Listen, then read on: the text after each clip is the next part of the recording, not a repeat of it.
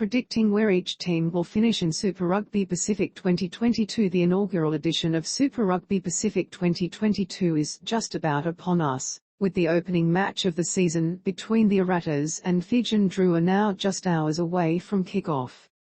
With that in mind, here is a pre-season prediction of what the final table will look like come the end of the regular season, as well as which team will go the distance in the knockout stages. Champions, Blues. Perhaps this is the boldest prediction of the entire competition, but there is plenty of anticipation surrounding the Blues this season, and for good reason.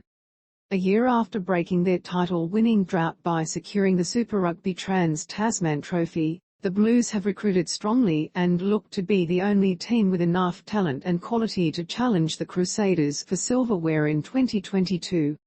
The acquisition of former inaugural star Roger Tuivasa Sheck, the return of Beauden Barrett from Japanese club rugby and the presence of All Blacks internationals Rieko Ioane, Clarke and Finlay Christie gives the backline a star-studded look. Up front, Akira Ioane, Dalton Payfalier and Hoskins Sotutu will combine to give the Blues a powerful loose forward trio, while there are 4 All Blacks props, Ofa Tuungafasi, Nepo Laulala, Carl Chuanyukuafe and Alex Hodgman, in their front row. Head coach Leon MacDonald's decision to sign World Cup-winning ex-All Blacks lock Luke Romano may also prove to be a masterstroke move, with last year's captain Patrick Tuipulotu on sabbatical in Japan. Factor in the retention of highly touted young fullback Zarn Sullivan, and the Blues have themselves a well-balanced and dangerous full-strength lineup that has the ability to propel them into a top 2 finish at the minimum. A final against the Crusaders seems the likeliest of conclusions to the campaign, and it would take a gigantic effort to topple the serial champions, especially if the final is in Christchurch, but if there is any team to do it this year, it's the Blues. Runners-up, Crusaders with 5 titles in the last 5 years. It's easy to understand why the Crusaders are once again listed as favourites to take out the first-ever iteration of Super Rugby Pacific. Head coach Scott Robertson is back at the helm for what will probably be his penultimate season with the franchise, and he has the luxury of having 16 current or former All Blacks in his ranks. The addition of Los Pumas star Pablo Matera further bolsters the depth and experience that the Crusaders are laden with, while there are numerous potential All Blacks, such as Quinten Strange, Christie and Tamaiti Williams, present in the squad. That, combined with their undoubted title-winning pedigree, will have the Crusaders as champions in the pre-season predictions of many other pundits, and that is entirely understandable. However, in the, possibly misguided, hope that there is some kind of variation in Super Rugby's recent list of championship winners, a runner-up finish could be on the cards if the Blues live up to expectation and manage to go all the way in 2022.